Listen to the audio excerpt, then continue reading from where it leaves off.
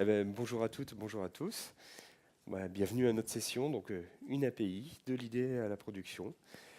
On est très content d'être là, très content que la salle soit remplie, c'est cool. Donc aujourd'hui, on va vous parler d'API, bien sûr. Alors les API, c'est maintenant mainstream depuis quelques années. On s'est beaucoup focalisé ces dernières années sur le développement d'API, sur les gateways d'API. Nous, on voulait revenir en fait sur le cycle de vie complet d'une API et l'ensemble des outils qu'on utilise au quotidien, Nicolas et moi, pour justement designer, concevoir, tester, moquer, livrer en continu, tester en continu nos API. D'accord ?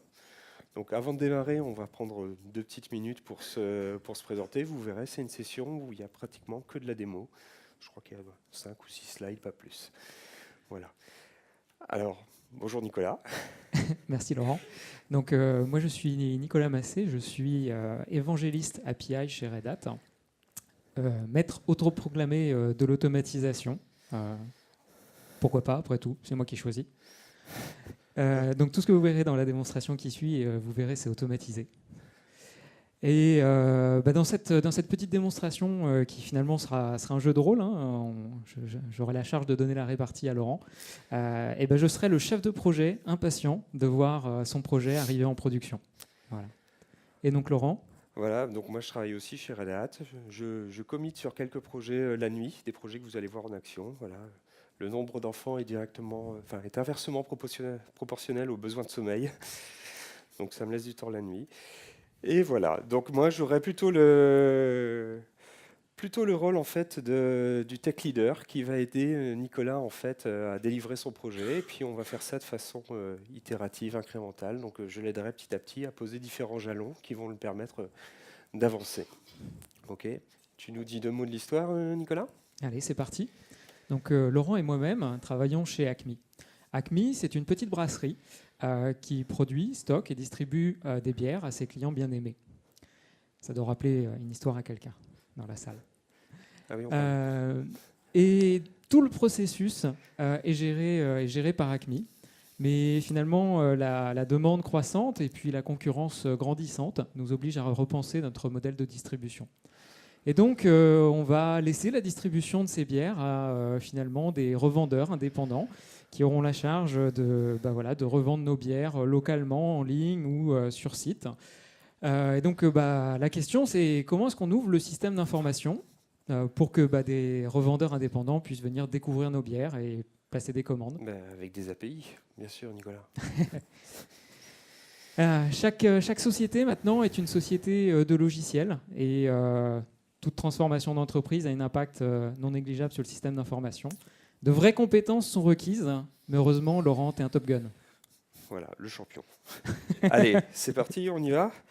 Alors, on commence comment ? Tu as déjà des specs, tu sais ce que tu veux exposer en termes de data, en termes de fonctionnalité. C'est bon, tout est au clair ? Pas vraiment. Voilà. Mais c'est pas très compliqué. Je t'assure, D'accord. c'est pas très compliqué. Tu verras, ça parle que de bière. Donc du coup, dans les fonctionnalités, il y a boire une bière, avoir un verre, avoir un petit coup dans le nez. Non, Ouais. celui-là, t'oublies. C'est pas super clair ton affaire. Ouais. Alors, ce que je propose, c'est qu'on va commencer d'abord par te fournir en fait un bac à sable pour commencer en fait à jouer, mais à voir un petit peu ce que tu veux faire avec tes API. Et pour ça, je te propose en fait de regarder un premier projet qui s'appelle Microx. C'est un premier outil qui est en fait spécialisé pour le mocking, le testing de microservices et d'API. Donc ça se gère un peu comme un référentiel, voilà, avec des différentes API qui vont apparaître là, ici. Alors, dans Microx, on prône avant tout une approche contract first, mais là, tu ne sais pas encore ce que tu veux faire exactement. Donc on a une fonction qui va te permettre de jouer, ça s'appelle Dynamic API. Et en fait, c'est une fonction de back-end as a service. Donc globalement, toi, tu sais que tu veux une API pour browser ton catalogue de bières. Tu ne sais pas encore ce que tu veux, donc on va dire que c'est une version 1.1. Et puis, tu m'as dit, on gère des bières ? Des bières. C'est tout ? Bon, C'est exact. D'accord, bon. C'est un bon début.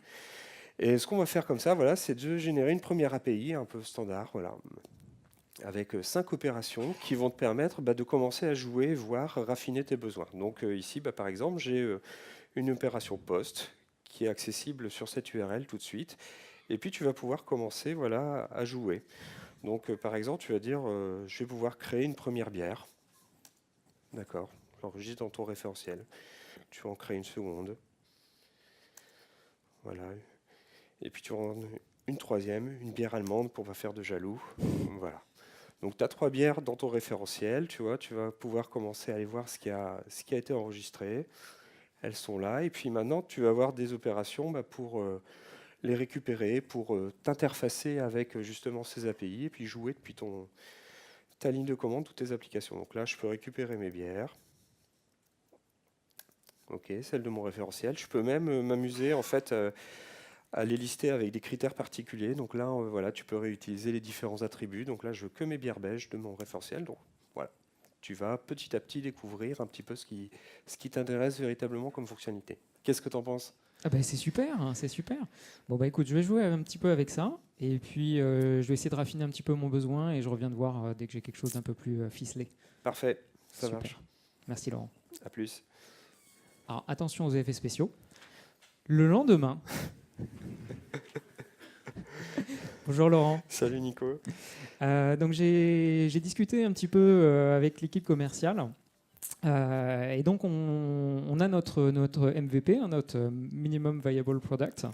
Ouais. Et donc on sait que ce qu'on veut faire, c'est exposer notre inventaire à nos revendeurs. Donc ça veut dire lister les bières qui sont dans le catalogue, obtenir le détail d'une bière et puis savoir si elle est en stock. Ok, Voilà. ça marche. Bah écoute, donc des fonctions seulement en lecture seule. Tout à fait. Eh ben écoute, on va commencer à designer ton contrat d'API un petit peu, maintenant que tu sais ce que tu veux. Alors on pourrait partir voilà, de ces contrats qui ont été générés par notre back-end as a service. Et puis on va utiliser API Curio. API Curio, c'est un autre projet open source, d'accord, qui va te permettre voilà, de designer en mode collaboratif en fait, une API en répondant en fait aux différentes spécifications, Swagger, OpenAPI. Voilà, et tu vois ici, j'ai commencé à designer ton API. Donc dans API Curio, en mode WYSIWYG, voilà, je peux déjà donner des informations sur mon API. Là, on avance dans ton cheminement, donc ça va être la version 0.9. Je peux définir différents passes avec différentes opérations. Donc là, j'ai que des gets, c'est de la lecture seule. Et puis je peux définir facilement mes types de données, alors soit en important des schémas, soit en important des exemples, et on va inférer le schéma. Donc là, voilà, je dis que mon type custom, c'est une bière avec un pays, un nom, une note, un statut et puis un type de bière. Ok. Quand on a fait ça, on peut très facilement demander à Picurio de vérifier que tout va bien. Alors lui va vérifier pour nous la compliance en fait aux différentes specs, puis il va nous permettre de générer un schéma qu'on va pouvoir bien sûr versionner dans un Git, voilà, mettre à l'abri dans un Git et puis diffuser aux consommateurs. Qu'est-ce que tu en penses? Eh ben, c'est top. Par contre, j'ai encore une petite demande. On a trouvé nos premiers revendeurs Ouais. et ces revendeurs nous demandent finalement qu'on leur mette à disposition un mock pour qu'ils puissent commencer à développer leurs implémentations clientes et à les tester. Est-ce que tu penses que je dois embaucher plus de développeurs dans mon équipe pour faire les mocks? Non, non, non, pas besoin. On va faire ça tranquille, tu vas voir. Donc, pour faire des mocks, effectivement, on va utiliser 2 outils. Microx, dont on a déjà parlé, mais on va utiliser aussi Postman, parce qu'on est sur une API REST, et parce que Postman, effectivement, il est bien connu et il est simple d'emploi. Donc, ce qu'on va faire dans Postman, c'est que notamment, on va importer le contrat qu'on a défini précédemment dans API Curio, et puis on va utiliser Postman pour définir des exemples. En fait, du coup, on va réutiliser les specs qu'on a faites pour pouvoir très facilement dire, voilà, une bière, voilà, la Weissbier, voilà un exemple de ce à quoi ça doit ressembler. Si je veux aussi avoir une liste de bières, voilà, ton exemple sur les listes de bières, je peux aussi donner des exemples. Comme ça, voilà, ici un tableau JSON avec l'ensemble de mes listes de bières. Donc Postman, ça va être très simple pour justement éditer de façon simple des exemples qui correspondent vraiment à la vraie vie de ce qui va se passer dans mon API. On aurait pu générer des choses complètement aléatoires, mais c'est intéressant d'avoir des exemples qui pourront servir par la suite de documentation pour vraiment aider les développeurs à s'approprier, à comprendre comment fonctionne l'API. Alors une fois qu'on a fait ça dans Postman, on va pouvoir aussi tout exporter dans un fichier qu'on appelle une collection, c'est un simple fichier JSON. Puis on va mettre ça dans un Git, parce que c'est bien pratique de versionner ça, et puis surtout parce qu'on va vouloir l'enrichir au fil du temps. Au début, on se concentrera sur les cas nominaux et puis après, on viendra sur les cas à la marge, les cas d'exception pour vraiment, là aussi, servir de documentation qui viendra enrichir l'API. OK. Quand on a fait ça dans Postman, en fait, on va pouvoir maintenant utiliser Microx pour vraiment donner vie à nos mocks. Et donc, dans Microx, on va avoir une notion en fait d'importeur. Un importeur, c'est quoi? C'est tout bêtement, en fait, on va lui dire, bah, tu scrutes un référentiel Git, soit périodiquement, soit tu mets en place un trigger, et à chaque fois qu'il y a un nouveau commit, en fait, tu découvres les nouveaux exemples et tu enrichis tes mocks en live. Donc là, voilà, on va créer un nouveau job pour importer, et puis je vais ici simplement voilà, référencer mon URL Git. Je crée mon importeur avec les settings par défaut. Il faut que je l'active, et puis on n'a pas le temps d'attendre, nous, donc on va vouloir tout de suite que, voilà, mettre en place l'importeur. Et puis, normalement, voilà, ce qu'il a fait, c'est, il a découvert, en scannant ma collection Postman, le contrat et puis l'API de ma version 0.9 avec les différentes opérations. Donc ici, je retrouve voilà, mes différentes opérations avec tout de suite un endpoint qui a été publié, qui est directement accessible. Et puis, tu peux faire en sorte que tes consommateurs, tes futurs consommateurs, commencent à jouer aussi avec tes mocks. Récupère l'ensemble des bières et puis récupère voilà, une bière, par exemple. Voilà. Super. Donc, pas besoin de... Voilà, pour ce stade-là, pas besoin encore de développeurs. On peut très facilement fournir des premiers endpoints pour jouer avec l'API. Super, super. Bon, bah écoute, on va déjà donner l'URL à nos premiers vendeurs. Ils vont commencer déjà à tester et à implémenter leurs clients qui utilisent nos API. Et nous, pendant ce temps-là, on va commencer les développements. Ok, Hein? bon courage. Super, merci Laurent. Hop. Le lendemain. Bonjour Laurent. Salut. Vous êtes rapide, dis donc, pour développer. Ouais, on a bossé toute la nuit là. C'est bon, vous êtes au taquet. Donc nos développements, ils sont partis en flèche. Là, on est tellement proche d'avoir cette première version. Ce qu'on aimerait faire maintenant, c'est l'exposer à nos premiers clients et collecter surtout leur feedback, avoir vraiment un retour sur ce que ça correspond ou pas. Début, je me suis dit que j'allais pouvoir emprunter quelques machines auprès du service IT, mais en fait, ils sont pas très coopératifs. Ouais. Du coup, tu pourrais m'aider éventuellement pour déployer cette première version d'API. Là, tu aurais un truc sous le coude? Ouais, c'est ton jour de chance, Nicolas. J'ai justement un petit cluster OpenShift tout frais qui vient d'être installé. Tu connais OpenShift? Pas du tout. Pas du tout. Alors OpenShift, en fait, c'est la distribution Kubernetes de Red Hat, d'accord, et qui va comporter aussi des fonctionnalités PaaS pour justement très facilement bootstrapper une application et permettre de passer du code source à l'application live en prod. Alors bien sûr en passant par une étape containerisation, mais qui peut être transparente si tu le souhaites. Alors là, justement, sur ce petit projet, sur ce petit cluster OpenShift, on va créer un petit projet, comme ça tu seras bien isolé et t'embêteras pas les petits copains qui sont sur le même cluster. D'accord. Et puis donc on va mettre ici ton environnement de dev. Hop. Check. Donc voilà, dans ton projet, tu vas avoir tout ce qu'il faut pour héberger tes composants. Donc tu m'as dit les sources sont disponibles quelque part? Dans un repository Git. Ok, parfait. Vous avez choisi quel techno? On a pris du Spring Boot. Super. Donc on peut déployer du Spring Boot sans problème. Donc on va choisir pour ça une base en fait Java. D'accord. On va utiliser notamment une base OpenJDK. Ok. Et puis tout simplement, voilà. Alors on va donner un petit nom à ton composant. Donc ça va être ton implémentation de ton catalogue. D'accord. On va l'appeler IMPL. Et puis tu m'as envoyé l'URL voilà, du repository. Donc je donne simplement l'URL Git.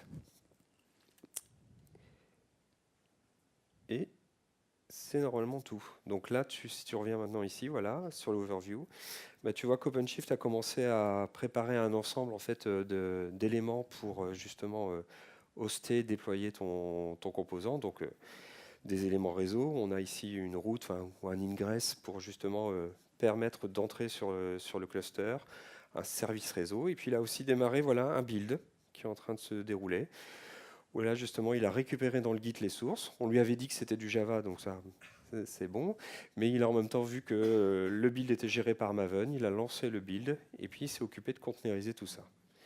Donc là il a créé en toute fin une image qu'il a déployée, ça y est, ton application est live, tu as un réplica en prod, en prod, sur ton environnement de dev actuellement. Mon API, elle est live. Ton Donc, ça API y est. est live, ça y est, Je c'est peux, bon. je peux l'envoyer à mes premiers consommateurs. Exactement. Excellent, super. Attends. Juste un truc. Ouais. Comment est-ce que je suis sûr que mon API, mon implémentation, elle est conforme à ma spécification? Tu as écrit des tests, bien sûr, Nicolas. Montre-moi. Ah, bon, tu n'as pas écrit de tests. Bon, on pourrait faire des tests basiques, déjà des tests de conformité syntaxique.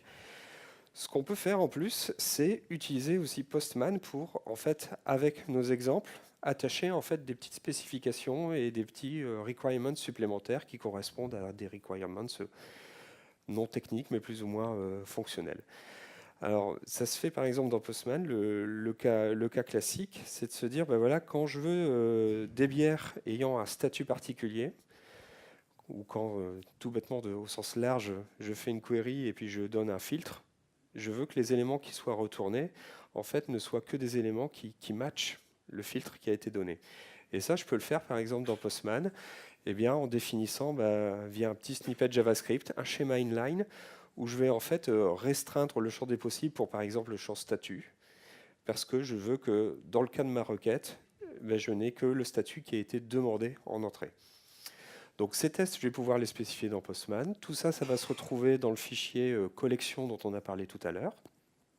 Et puis comme on a alimenté Microx avec ça tout à l'heure, lui va pouvoir réutiliser tout ça pour justement tester ton API, tester ton endpoint une fois qu'il a été déployé.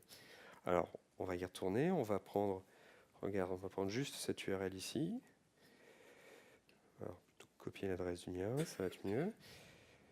Puis on va revenir ici, voilà. Et tu vois, sur le descriptif de ton API, tu as un petit bouton ici, test. Et tu peux tout simplement ici, voilà, lui dire, c'est sur ce endpoint que tu passes un test. Plusieurs stratégies de test sont possibles. On peut faire de la vérification OpenAPI syntaxique pure, mais on peut aussi réutiliser les assertions qui auraient été mises dans la collection Postman. Et on va lancer le test en fait sur ton endpoint.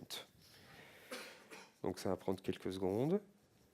Voilà, les différentes opérations apparaissent et c'est vert.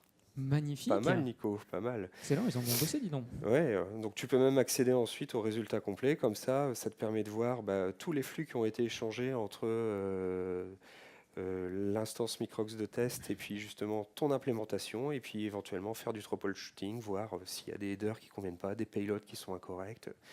Voilà. Donc tu vas pouvoir tester ton implémentation de cette façon. Excellent, super. Bon, merci Laurent. De rien. Hop. Le jour d'après, le lendemain. Bonjour Laurent. Oh là, ça va pas aujourd'hui. Bon, Dis-moi tout. l'API c'est bon, elle est finie de coder. Maintenant, il faut la déployer en prod. Ben oui, c'est pas tout de la coder. Ouais, et avec tous les environnements qu'on a, ça va prendre des années à déployer. Et sans compter que si jamais on a le moindre souci, on va être obligé de tout recommencer depuis le début et le projet pourrait être à risque. Je vais te faire une confidence, j'ai commencé à boire pour oublier tous mes problèmes. Je savais que tu étais un bon chef de projet, mais faut pas pousser le bouchon jusqu'à essayer tous les produits du catalogue, Nico. C'est pas raisonnable. Qu'est-ce qu'on fait? Écoute, je sais pas, t'aurais pas un truc pour me dépanner encore une fois? Allez, alors on va essayer de voir ce qu'on peut faire. Alors, ce que je te propose, c'est qu'on va réutiliser en fait notre cluster OpenShift pour héberger tes autres environnements, d'accord? Et puis, ce qu'on va faire pour gagner du temps, j'ai préparé un petit script, d'accord? Et en fait, OpenShift, c'est un environnement multitenante, d'accord? Donc, tu peux créer différents projets, différents environnements sur le même cluster. Ils seront complètement en fait isolés les uns les autres d'un point de vue network, d'un point de vue consommation de ressources, d'accord, d'un point de vue aussi habilitation, accès à tes différents utilisateurs. Et donc là, en fait, mon petit script, ce qu'il fait, c'est qu'il a automatisé en fait la création d'environnements. Donc on va te créer un nouvel environnement de test, Mhm. d'accord, et puis un nouvel environnement de prod. Et puis sur ces environnements, eh bien, on va les préparer pour que justement ils soient en mesure de recevoir ton application. Une fois qu'elle aura été validée, certifiée, elle pourra être promue d'environnement en environnement. D'accord? Donc là, on va juste vérifier. Et ben voilà, ça y est, tu as deux environnements, test et prod, qui sont prêts à l'emploi. Il n'y a pas de déploiement. Ils attendent simplement qu'on leur dise d'y aller. Alors, ce que fait mon petit script aussi, voilà, c'est que parallèlement à ça, en fait, on va déployer un pipeline d'intégration continue. D'accord? Pipeline qui va te permettre justement de piloter en fait la validation de ton composant et puis le déploiement sur les différents environnements. Alors là, mon petit pipeline il a été créé ici. Voilà, il est en train de s'activer et puis il va reporter en fait, il va refaire tout ce qu'on a fait manuellement, construire ton application à partir des sources, les déployer sur l'environnement dev, d'accord? Et on va même intégrer dans notre pipeline le fait de les tester en fait en continu. Donc dans mon pipeline, je peux aussi en fait mettre une petite directive pour dire ce que j'ai fait manuellement juste avant en demandant à Microx de vérifier la conformité de mon API, mais je le fais dans mon pipeline Jenkins parce que j'ai un goal spécifique Microx Test. Donc là, je vais pouvoir tester ma version 0.9 de mon API. Et puis, quand je livrerai des nouvelles versions, je pourrai aussi vérifier que mes nouvelles versions, elles sont toujours en compatibilité ascendante avec mes précédentes versions. C'est super important. Tous ces jeux de tests que j'ai créés précédemment avec Postman, que j'ai enregistrés dans Microx, je vais pouvoir les garder pour justement continuer de valider la non-régression de mon API. Alors, on est en train de déployer en dev. D'accord, ça va prendre quelques secondes. Et puis voilà, là le test est en cours.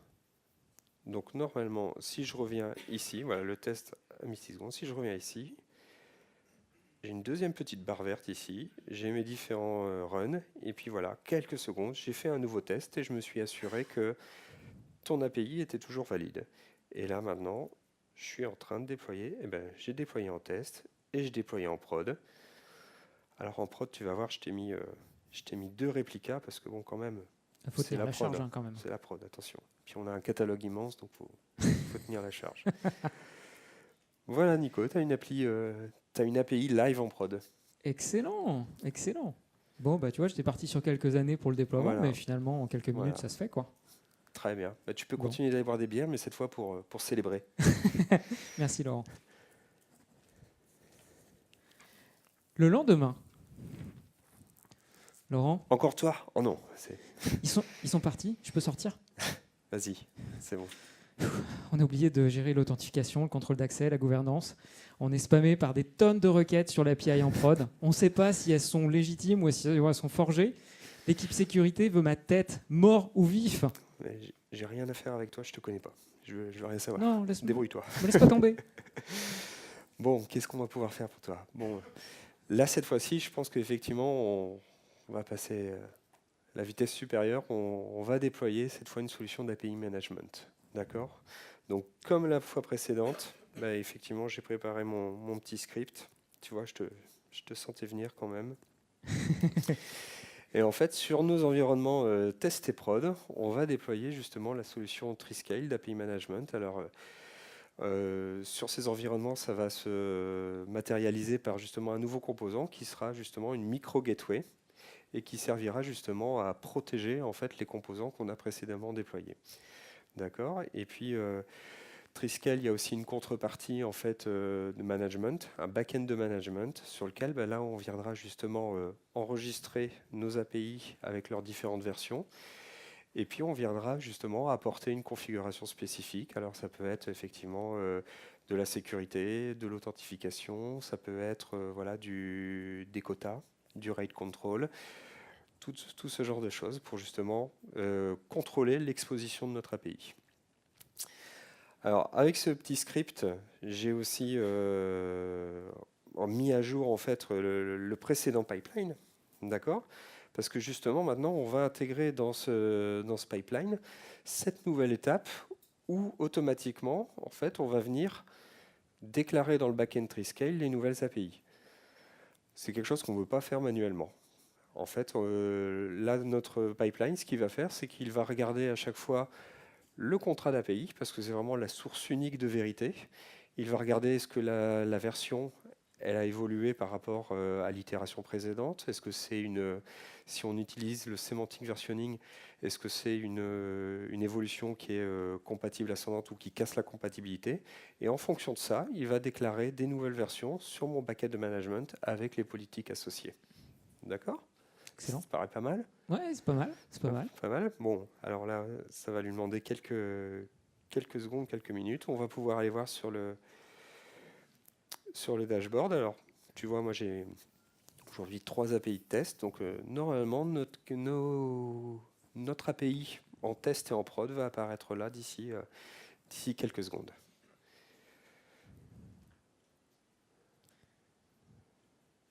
Et avec ça, je serai sauvé. L'équipe sécurité ne voudra pas ma peau.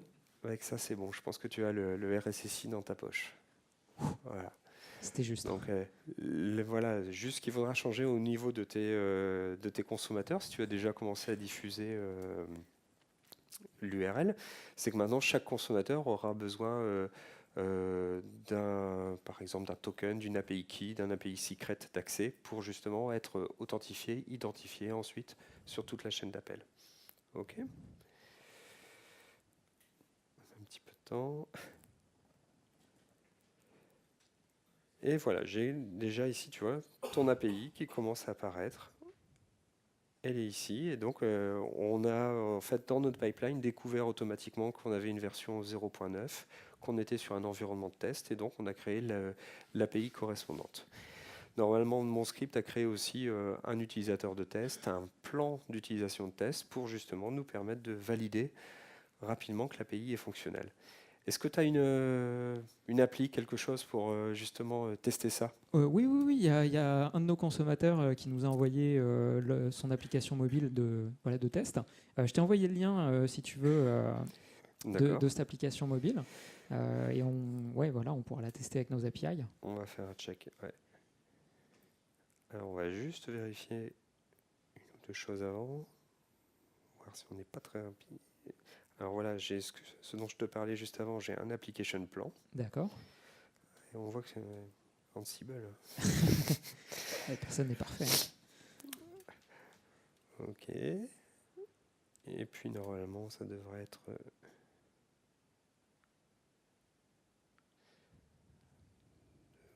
bon. Un peu plus long que d'habitude. Alors, voilà, alors on va utiliser l'application de test que tu m'as fournie. Alors, il faut d'abord que je fasse une petite vérification.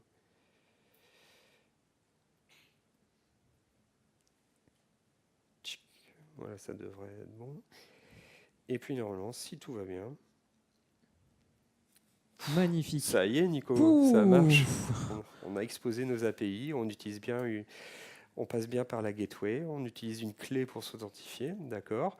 Et puis, normalement, l'avantage aussi de l'API gateway, c'est qu'à partir de ce moment-là, on va commencer à avoir une meilleure observabilité de ce qui se passe, de comment en fait est utilisée notre API, et on va commencer à avoir de l'analytics. Donc, peut-être avoir quelques secondes le temps que voilà la synchro se fasse et qu'on commence à remonter. Mais voilà, ça y est, tu as déjà une personne qui commence à taper ton API et à lister les bières du catalogue. Formidable. Super. Et maintenant, au moins, je sais qui c'est. Parfait, exactement. Tu pourras suivre voilà, les top applications pour savoir parmi tes différents partenaires qui utilisent le mieux notre API. Bon, super. Bah, tu m'as sauvé la vie encore une fois. Je sais pas combien de bières je vais devoir te payer, mais voilà, ça me coûtait cher. Des camions. Des camions. Le lendemain, Laurent, oui. Backend API est tombé. Il y a un de nos consommateurs qui a fait une erreur d'implémentation. Ça a complètement écroulé notre backend pendant la nuit. L'équipe commerciale est furieuse. Tu pourrais m'aider encore une fois ? Bon, je vais te montrer comment on configure ça. Alors, tu aurais pu justement anticiper un petit peu et penser à tes différentes politiques d'API, Nico. Oui, je sais. Alors, justement, l'intérêt d'avoir le back-end, c'est qu'on va pouvoir mettre à jour ces différentes politiques d'utilisation et même sans redémarrer, sans redéployer notre composant ou notre gateway d'API. En fait, on va pouvoir faire du live et ce que fait le back-end, c'est qu'il va pouvoir notifier les gateways que des nouvelles politiques sont disponibles et qu'elles doivent être appliquées. Donc là, dans notre cas, on va revenir ici sur le plan applicatif qui a été créé par notre pipeline. D'accord. Et puis on va rajouter justement une nouvelle policy. Alors tu vois qu'au passage, si vraiment on voulait se mettre un petit peu de beurre dans les épinards, on pourrait aussi un petit peu rajouter des petits fees cachés comme ça. Oui, c'est intéressant ça. Pourrait être pas mal. Facturer nos consommateurs et puis directement sur mon compte. Enfin, on fait moite-moite. Voilà, hein. Ouais, c'est bien ça. C'est tranquille. Voilà, mais là, ce qui nous intéresse surtout, c'est on va mettre une limite. Ouais. Voilà. Soyons pro. Soyons pro, exactement. Puis donc, on va d'abord tester tout ça, puis donc on va se dire effectivement sur la minute, on veut que les gens puissent pas l'appeler plus de 3 fois, d'accord. Ça nous permettra de voir que ça fonctionne bien. Donc on crée cette limite, et puis ici on met à jour notre plan applicatif simplement pour notifier toutes les gateways qui distribuent en fait cette API, que les politiques ont changé et qu'elles doivent maintenant appliquer la nouvelle politique. Je reviens sur ton appli de test, Nico. Ouais.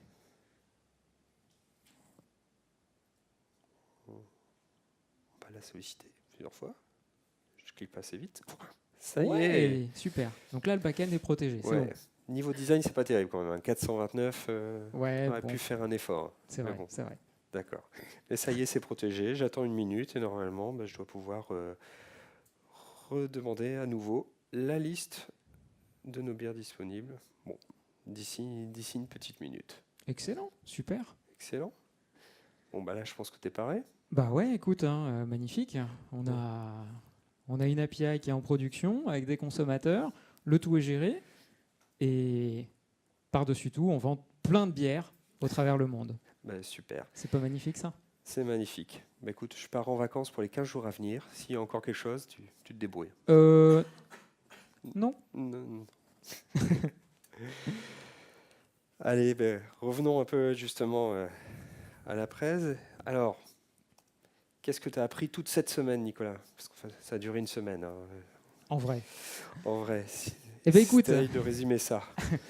Ce que j'ai appris, c'est que j'ai commencé par utiliser Microx, déjà pour raffiner un petit peu mon besoin, créer quelques API très très simples, en mode back-end as a service. Et puis ensuite, quand j'avais mon besoin un petit peu plus affiné, j'ai commencé par concevoir mon contrat d'API en utilisant API Curio. J'ai utilisé Postman pour définir quelques exemples, enrichir un petit peu l'utilisation, comme les attentes à propos de mon API. Et ça m'a généré dans Microx des mocks que j'ai pu mettre à disposition de mes différents consommateurs.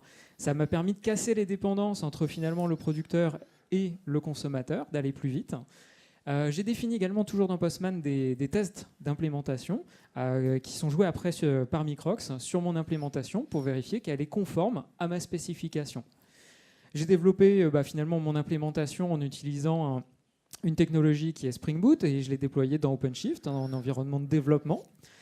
Et ça très très simplement. Et ensuite, j'ai utilisé un pipeline Jenkins pour faire mon intégration continue et le déployer de manière complètement automatisée dans mes différents environnements qui sont aussi déployés dans OpenShift. Et enfin, comme on ne met pas en production une API sans API management, on a mis en place une API Gateway Freescale avec l'interface de management pour pouvoir définir tout ce qui est policy, limite, etc. Exactement. Et tout ça, full automatisé dans un pipeline. Exactement. Tout ça 100% automatisé. C'est beau, ça. Parfait. Alors, le futur pour Acme, notre jolie société. Exactement. Donc maintenant, on est très très riche, parce qu'en plus, on a activé la monétisation sur les API, donc on a gagné un peu d'argent. On va pouvoir racheter d'autres sociétés Super. acquérir d'autres compétiteurs. On va avoir du coup tout un tas d'inventaires et d'usines. Et il va falloir intégrer tout ça, toutes ces solutions un peu hétérogènes. Et donc, en utilisant par exemple une technologie comme Red Hat Fuse, c'est-à-dire le framework Camel, qui permet de faire tout ça. Mais bon, tout ça, c'est une autre histoire. On en parlera un autre jour, un autre talk. L'année prochaine. L'année prochaine, exactement. Et voilà, bref, Voilà. une histoire pleine de succès. Le mot de la fin? Et le mot de la fin, on a besoin on a besoin de vous, on a une demande à vous faire. Tout ce que vous avez vu, c'est 100% open source, d'accord? L'ensemble des outils. Mais parmi tous ces outils, il y en a deux qui mériteraient d'être un petit peu plus connus, qui mériteraient d'avoir un petit peu plus d'utilisateurs. C'est Happy Curio et Microx. Donc s'il vous plaît, si dans votre entreprise vous concevez des contrats d'interface, utilisez Happy Curio. Si vous avez besoin de faire des mocks ou des tests d'API, utilisez Microx. Et surtout, pour nous, ce qui est extrêmement important, c'est d'avoir une idée de l'utilisation qui est faite de ces produits et de pouvoir les améliorer. Donc si vous rencontrez des fonctionnalités manquantes, des choses qui mériteraient d'être améliorées, ouvrez des issues sur GitHub. Ça nous aide réellement à améliorer le produit. Et enfin, n'hésitez pas également à contribuer si l'envie vous prend, puisqu'on est à la recherche évidemment de contributeurs pour étoffer l'équipe. Et enfin, ces produits, ces projets mériteraient d'être finalement bien plus connus. Donc n'hésitez pas à nous mettre une petite étoile sur GitHub, à nous suivre sur les réseaux sociaux, à partager ces différents produits et voilà, à faire en sorte que ces projets soient finalement mieux connus et plus utilisés. Voilà. Si le cœur vous en dit, bien sûr. Bien sûr. Bien sûr. Et enfin, je pense qu'on va conclure sur cette petite note. On vous remercie évidemment pour votre participation et votre présence aujourd'hui. Et on est là pour répondre à vos questions. Donc, s'il y a des questions... Merci beaucoup. Voilà.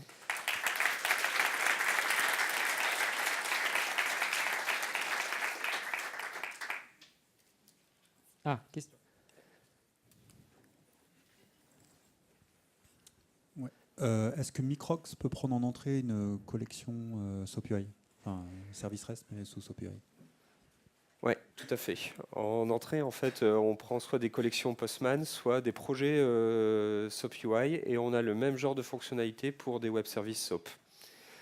Et notamment, nous, on l'utilise beaucoup quand on a aussi des projets de migration, de refactoring à faire, effectivement, sur un existant web service. Il y a toujours des projets SoapUI qui traînent quelque part, et on peut justement les exploiter pour avoir un jeu de données, produire un ensemble de mocks, et justement continuer de les utiliser pendant une migration ou un refactoring.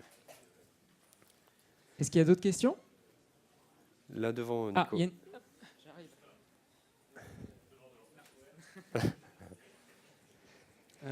J'ai vu que donc vous déployez l'application et après avec je crois que c'était Microx, vous arriviez à lancer tous les tests. Ouais. J'imagine que du coup l'application elle déploie, il y a une route OpenShift qui est créée. Ouais, tout à fait. Comment c'est transmis, parce que potentiellement il peut y en avoir plusieurs, non? Enfin, je sais que nous on a des applications OpenShift où on a pas mal de routes différentes et la transmission de ça. Alors ça, c'est pas dynamique, c'est quelque chose qui se règle dans le pipeline et voilà. Et effectivement, dans le cas de plusieurs routes, on va encourager à faire des tests en utilisant différentes routes. Alors peut-être qu'on fera des tests en utilisant des stratégies différentes. Il n'y a pas besoin de relancer la stratégie où on fait vérification de toutes les expectations business à chaque fois. Mais on peut aussi avec Microx lancer des smoke tests pour justement valider que si une API est ouverte via différentes routes, les différentes routes sont accessibles et permettent d'atteindre l'API. Mais aujourd'hui, ce n'est pas dynamique. J'ai ma liste de routes à checker et je la mets dans mon pipeline. Donc c'est au niveau du script Jenkins que vous faites ça? C'est ça, ouais, au niveau du pipeline Jenkins. Merci. Si j'ai un outil de test d'intégration, est-ce que je peux l'intégrer dans ce pipeline basé sur API Curio, et OpenShift? Si par exemple j'ai des API créées avec Mockey ou créées avec MicroZio, et je les exporte et j'ai tout un outil externe ou un tas de tests d'intégration qui fait que ces API se communiquent entre eux et testent en plus tout ce qui est authentification.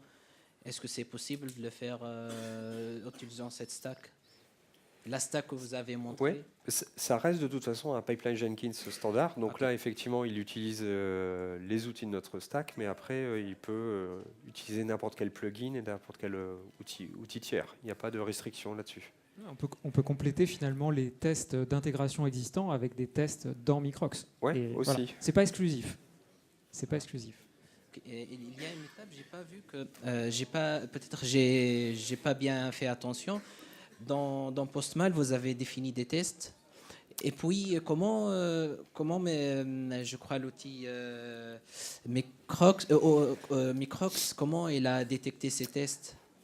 En fait, lui, ce qu'on a créé, on a créé tout à l'heure un job. Donc en fait, lui, il a la référence de la collection Postman oui, qui ok. est dans un Git quelque part. Donc dès que cette collection, elle bouge, lui, il le sait. Ok. D'accord. Et par ce biais-là, en fait, il a connaissance des tests qui sont rattachés à votre API. Est-ce qu'elle interface avec Swagger aussi? Je peux utiliser Swagger aussi? Oui, en fait, oui, que ce soit Swagger, donc OpenAPI V2 ou OpenAPI V3, pas de souci. Ok, merci. Une autre question là-bas.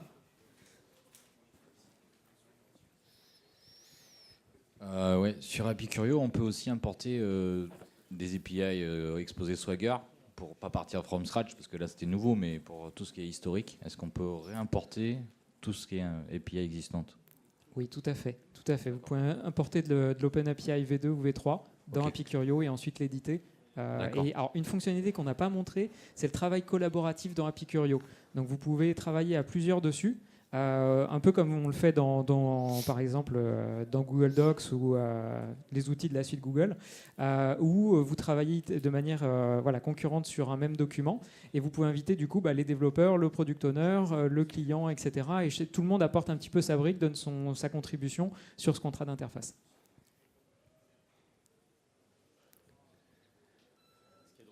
Ah.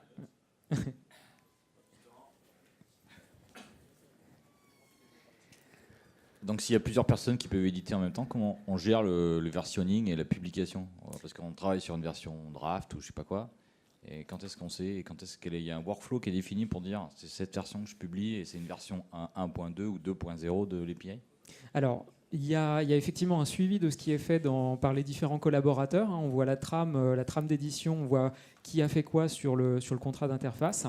Et ensuite, après, la publication, c'est un acte manuel qui, en général, est de la responsabilité du product owner qui dit voilà, je considère que là, mon contrat d'interface, il correspond à ce que j'attends. Et donc, c'est une action qui est effectuée dans Apicurio et qu'on publie du coup dans le repository Git depuis Apicurio. D'autres questions?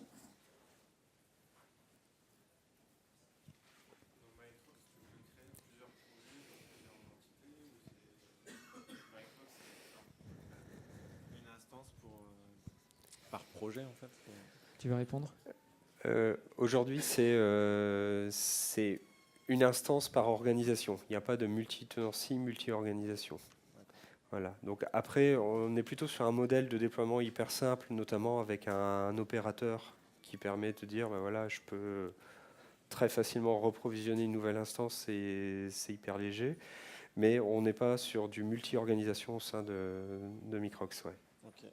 Et c'est prévu dans la roadmap? C'est une feature discutée, ouais, ouais. Notamment, en fait, on est en train de travailler avec. Je contribue aussi un peu à Apicurio, et ce qu'on veut, c'est vraiment avoir un modèle d'authentification, d'habilitation et d'organisation qui soit cohérent entre les deux, pour pouvoir justement faciliter la transition entre le design, le mocking, et puis aussi faire du round trip.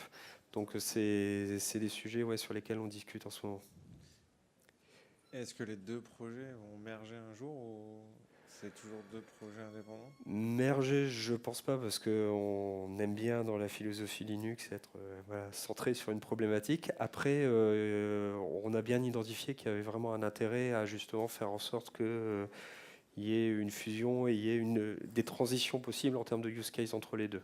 Donc voilà, là, on ne l'a pas montré non plus, mais il y a quelque chose. Ce qui va arriver aussi, c'est la possibilité de dire, quand j'ai fini mon design dans Happy Curio, je pourrais aussi à terme fournir mes exemples dans Happy Curio et faire clic droit, publier le mock. Et puis voilà, ça, on a déjà des protos qui marchent là-dessus. C'est des choses qui vont arriver, je pense, d'ici le milieu de cette année. Donc je pense que ça restera deux choses distinctes, mais vraiment avec l'envie de faire d'avoir des use cases communs partagés, quoi.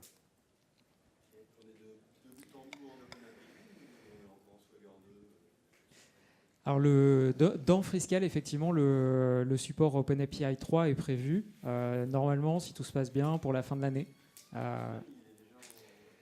Oui, Postman est en OpenAPI. Ouais. Postman, Microx, Happy Curio, c'est bon, c'est OpenAPI. Après, effectivement, aujourd'hui, on attend Freescale. Ouais. Super. Ouais. Merci beaucoup. Merci beaucoup.